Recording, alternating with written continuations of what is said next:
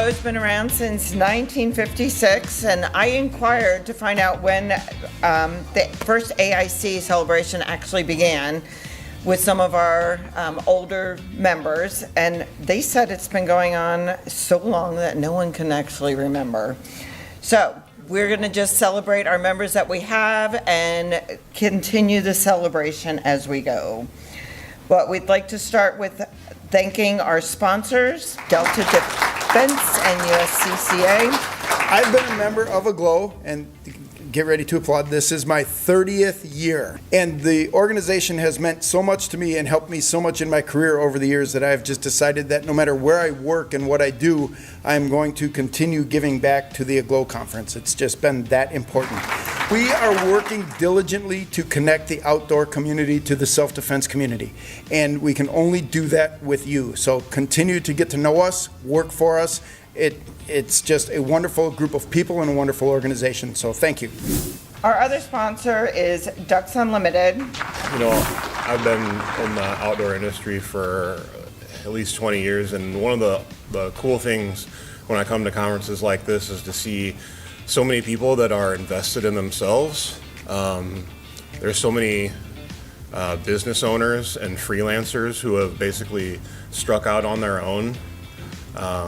To me, that's a really cool thing. We had nearly 500 entries in 9 different categories. So we're going to start with photography fishing. Split level. Everything is in one place. The fish, the lure, the boat, and the angler. An exceedingly difficult shot to capture that provides a unique view. Congratulations, Matt.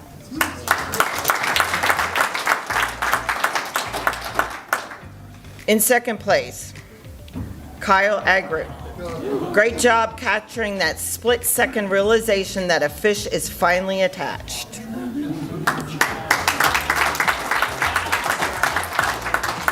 And in first place, Brett Amundsen, biggest pike of my life. The fishing category this year is all about capturing the decisive moment, and the first place winner perfectly captures the excitement of landing a trophy fish. Photography division and hunting. In third place, we have Dan Amundsen with Kodiak watercolors. The experience of hunting encompasses all 5 senses, and sometimes that experience involves incredible landscapes. It's hard to look at this image and not want to be there.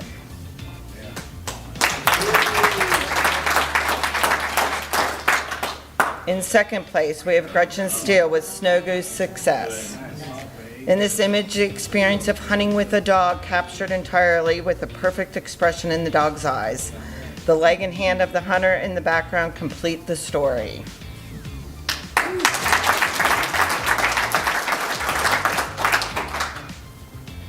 And in first place, we have Brett Amundsen with Pheasants Forever billboard. The other winners in this category told stories or parts of stories, but this image of a pheasant in flight is just about flawless. Tack sharp, it captures the perfect moment of the wings downbeat, the upward curve of the tail feathers adds movement, and the exposure captures the riot of colors and the head while providing separation from the clean background. That pheasant scared the crap out of me. It was almost self-defense putting the camera. And he hasn't changed his underwear since then. What on the underwear?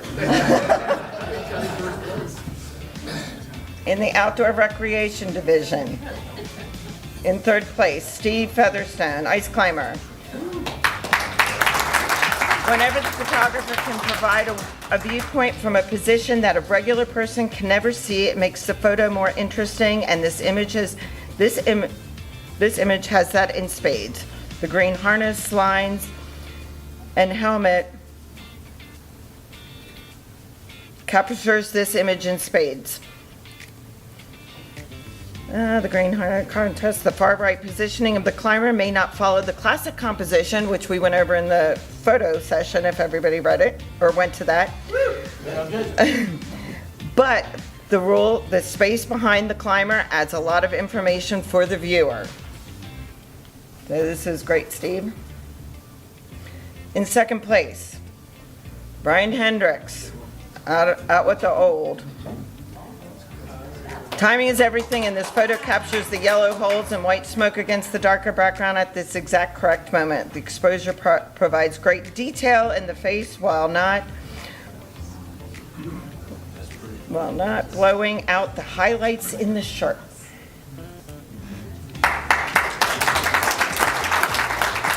And in first place, Scott Mackleton. This is one of those photos that lets the viewer read into whatever they wish. It is the start of a great day, or is it the end? The lines of the boat and the shape of the clouds converge on the bright point on the horizon, bracketed by the 2 points on the sides of the passage. The bobbers, the pink shirt, and the highlights in the hair add just enough color to contrast with the muted blues and the grays of the scene, and the image makes the viewer feel like they are in the boat. Outdoor scenic, Tom Watson. How common is an outdoor photographer shooting a milkweed pod? But how well is the image executed? Well, it grabs your eye with the blowout highlights. The delicate structures are still apparent. Good job. Second place, Dan Amundsen. Wow. Well, sometimes it's being in the right place at the right time. It's also being ready and bringing all the elements together to make a dramatic situation even better.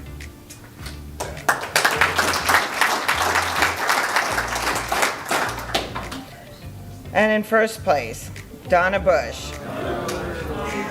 There are a lot of variables involved with Northern Lights, and the photographer handled all of them well to produce this dramatic image. The swirls, the curtains, the ethereal, natural nature of the phenomena are captured, as well as the area of the rare red colored Northern Lights. There are also stars preserved in the sky in a good foreground. Sometimes it pays off getting out of the warm bed and heading into the bitter cold at 2 o'clock in the morning. Okay, best in show. Anybody have any guesses? Brett Amundsen. Biggest pike.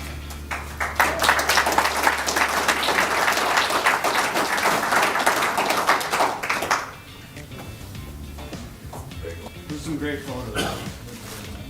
Yeah, they were all very good. Okay, newspaper division is our next category, and we're going to start with the fishing category. In third place, we have Brian Hendricks with Angel Hair Tractor. Brian shows his true knack for storytelling and gives readers a glimpse into the many personal reasons the hunting and fishing culture resonates with so many people. In second place, Mike Ganowski, Time to Get Cranked for Michigan Walleyes. Mike's article educates the readers using fish behavior about how and why crankbaits work in certain conditions. Anyone can read the specs on a lure, but his article shows you how to use the tools properly. And in first place, we have Paul Smith. Changes are needed to protect long-nosed suckers and other species. Paul brings in all the elements of a terrific newspaper column. Timely topic, human element, need for action. Their article takes some deeper issues with ease. Great read.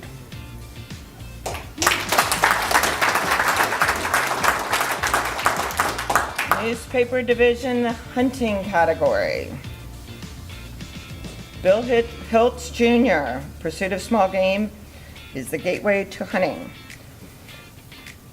Outdoor heritage is built on family traditions. Bill's article blends the importance of tradition, youth engagement, conservation, and the thrill of the outdoors. Important messages for a broad audience. And in second place, Scott Mackleton.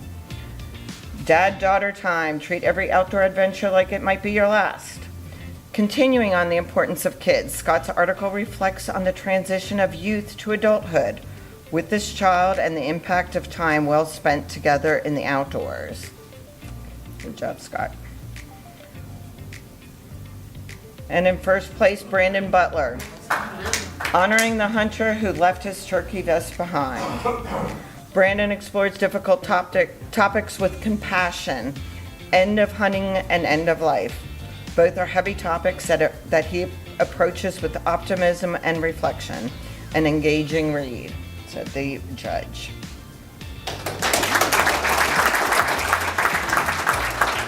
In the newspaper division, boating, travel, and camping. In third place, we have Brian Hendricks with humble story, fascinating past, compelling reason to visit state parks. Newspaper writers do the work so the reader can benefit. Here, Brian does a wonderful job of exploring a public space off the beaten path and then writing a compelling reason for others to visit it. Second place, Scott McElphin. Location, location, location. Scott does a great job of making something new seem less intimidating. The article offers realistic and fun advice for inexperienced campers, from safety items to convenience tips. And in first place, we have Steve Featherstone, The Thin Green Line. A terrific piece, a peek behind the scenes. A newspaper reporter's job is to get access that the public normally can't see and tell a good story. And he does this very well, said the judge. In the newspaper division open, in third place, we have Brian Hendricks. Opera, ducks use a similar call. Good writers find unique angles to describe everyday occurrences. Brian's unique perspective on a staple of duck hunting will give plenty of fodder for waterfowlers to use. In second place, Scott McElphin.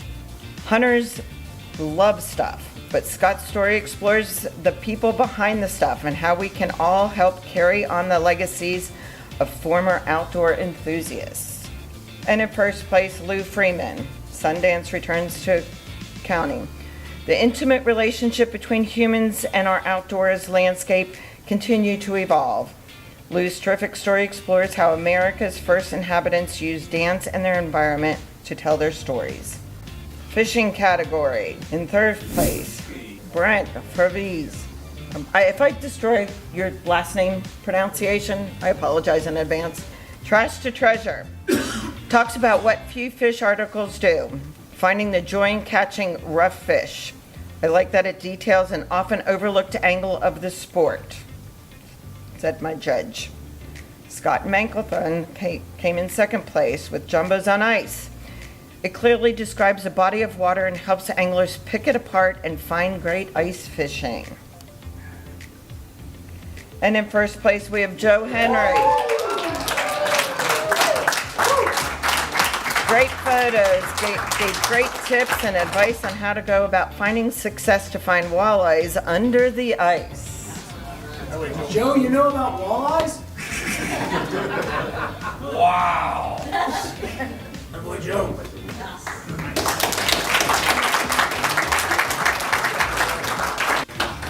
In the hunting category for magazines, in third place, Mike Anowski. Specks by Accident, a great look into how hanging in there through tough conditions can lead to success in ways you didn't expect. Good topic that was well written, accompanied by a beautiful photo. Second place, Glenn Higland, Undercover Bow Hunting. Glenn brought up a seldom discussed topics and ideas for bow hunters. It was well written and entertaining using his friend Leo's examples. And in first place, John Cleveland, Feathers in the Wind. A well-written article that touches on how a lot of us feel as we began our hunting careers as youth. It flooded me with my own memories as a youth hunter in the 1980s. It also dealt with real life. Magazine division, Boating, Travel, and Camping. In third place, Donna Bush. Phenomenal photo support, but the story really came together. A simple photo inspired them to act impulsively and take the trip. It's the kind of spontaneity we all should have, which we should. Life's short. We should all have that kind of spontaneity. In second place, we have Tom Berg. My author said, I really enjoyed this one because Tom describes a very little, if ever talked about topic. It gives some great advice to an otherwise overlooked part of any Canadian wilderness trip, and thus it helps you. Good job, Tom. In first place, Bill Hill Jr. It's the little things. The use of quotes and facts throughout the article showed creativity and knowledge and draws you in with the references.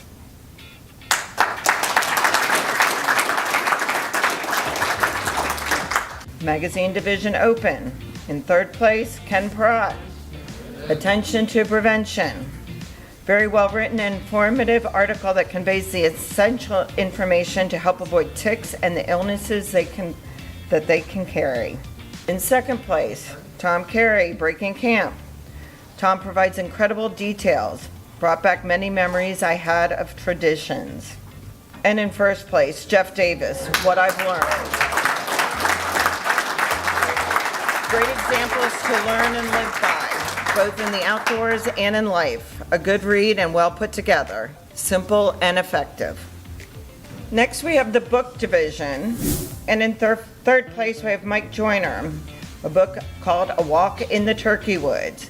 Author provided vibrant photos that supported a well-written book. And in second place, Lou Friedman, Yellowstone, 150 years of America's greatest national park. What can be said about one of our greatest natural resources that hasn't been said before? Lou Friedman reminds the reader of exactly why thousands of tourists flock to Yellowstone year-round. And in first place, Lou Friedman again. Lou has managed to tell stories that completely wrap the reading in the telling. No longer is the reader in a comfortable chair at home, but rather they are following Lou on sleds or up the mountains. Lou on sleds, or Lou hit the heart of everything of Alaska with the excellence of his storytelling. And now we're going to move into the broadcast electronic media division. And we're going to start with TV, video, webcast, or vlog. In third place, Joe Henry, Veterans Fishing Event. Promoting giving back to those who served is always great. Those involved with the event presented well and were well spoken. In second place, Bill Sherrick. The introduction of fishing, the outdoors, and great techniques to the next generation of outdoor enthusiasts was a pleasure to watch. The kids that were interviewed did an excellent job. And in first place, Dan Amundsen. The video was very informative, both on the fishing and the mussel issue. The information was well presented, which made the video fun and easy to watch.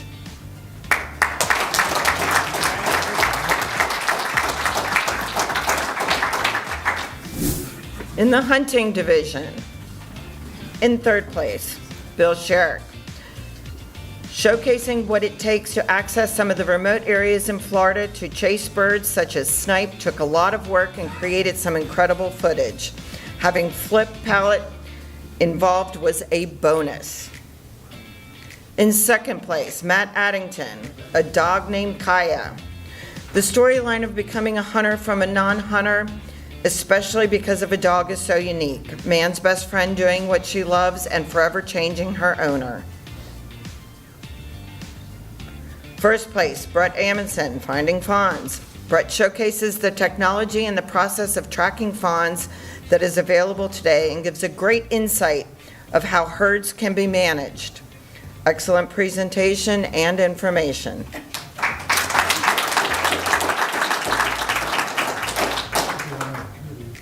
In the open category, in third place, Dan Amundsen, Fishing Saskatchewan's Tazen Lake. Excellent representation of fishing and setting up camp in the backcountry of Canada. In second place, Brett Amundsen. Great video featuring someone recovering from a tough situation and still pursuing their dream. Look how sexy that son of a bitch Holding a knife, sitting on a snowmobile. And in first place, Bill Sherrick, A Cold Crappie Cleanup. Nicely presented video on what it takes to unfortunately clean up areas after other sportsmen. In the radio podcast, we're going to start with the fishing category. Dan Amundsen, Third place, the science behind walleyes. Great program on future soil health and the water quality to enhance wildlife habitat. Second place, Dan Amundsen, walleyes in the shallow water. Very helpful presentation of up-and-coming techniques using forward-facing sonar advantages and disadvantages. And in first place, Brett Amundsen, the truth about barotrauma and fishing deep water. Provided great information and conversation. I wanted to listen harder throughout the entire show, said my judge. In radio podcast hunting. In third place, we have Trent Marsh. Great interaction and information between these two experts made you want to keep listening. Expert. Talk about Dan. In second place, Chris Avina. Adam brought the reality of balancing family, deer hunting, and signing contracts to life. He talked about trying to be calm and cool, which doesn't exist when hunting. Nicely done. And in first place, Brett Amundsen, potential record whitetail. Show pulls you in by talking about after a month of hunting a targeted buck, a farmer blows his chances for it. But does he? This one you gotta listen to.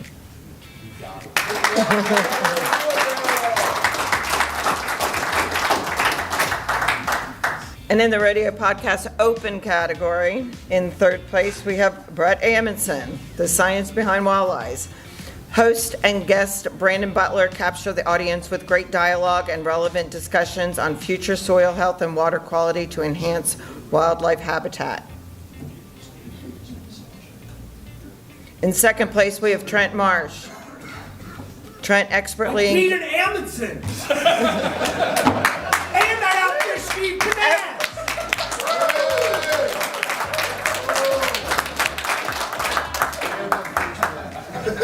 Trent expertly engages Justin Martin to discuss duck habitat, hunting conditions, and life of someone in the limelight of social media and the necessity to unplug.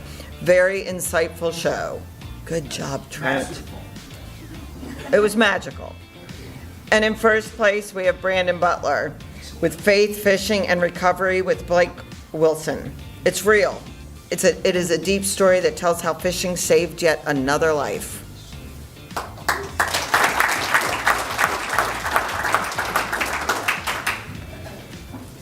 An electronic blog. We're going to do fishing. Roy Hyman, To Take a Sucker. A motley and amusing cast of characters competing with tiny spears for big fish. Appropriate that someone ended up in the drink. In second place, we have Ken Pratt. Not just for honeymoons, Niagara Falls delivers an abundance of fish and a complete experience from lake to table. And no whining.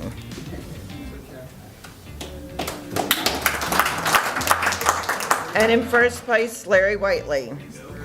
Inspiring and heartfelt. Pete didn't talk about his military service, extensive as it was. His delight was in sharing his best fishing adventures. A great reminder that we owe it to each other and our veterans to listen to their stories before the opportunity is gone.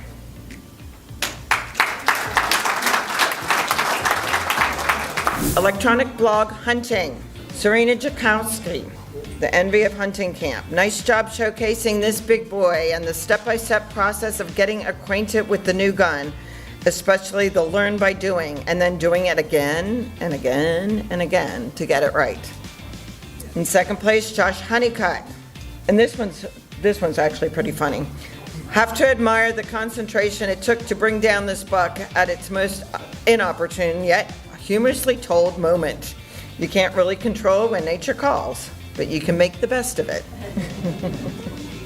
And he finished in second. I know, right?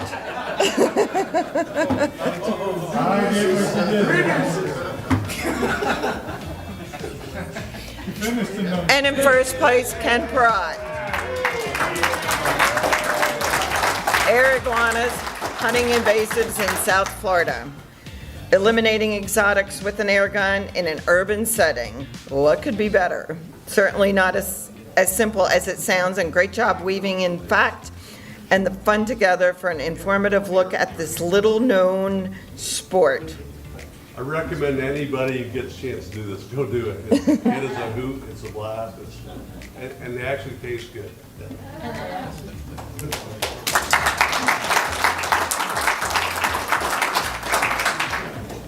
But sadly, that iguana cookbook that Ken just put out is not doing too well.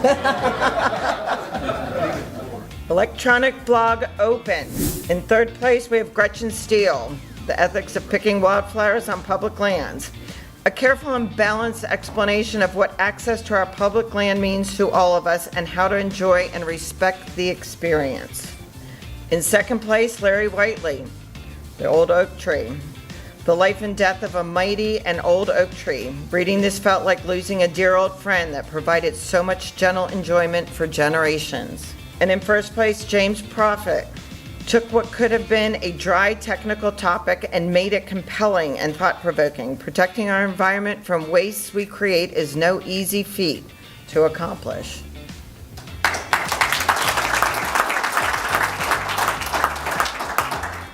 All right, we're moving on to public speaking. Everybody here is a great public speaker. Maybe not me, but. Okay, we have Dina Vick in third place for her ICAST Lunch and Learn. Great insights and ideas of how to expand commercial presence. In second place, Scott McElthon. Scott captivates the audience, speaks in a very calming manner, and is very informative. And in first place, we have Joe Henry.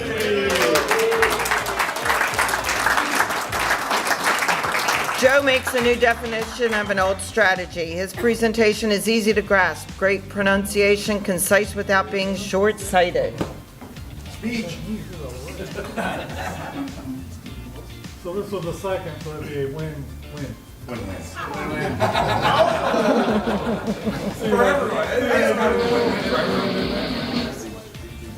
Okay, for the overall best in show for this year goes to Larry Whiteley.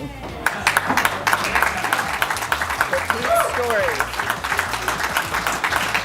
A true heartfelt story that everyone should read. Larry captures the essence of love for life, fishing, and country. In this story of his friend, it is a reminder of the sacrifices given for our freedoms. And this is for the Outdoor Industry Public Relations Award. And this goes to Toyota. So until next year, I'm done.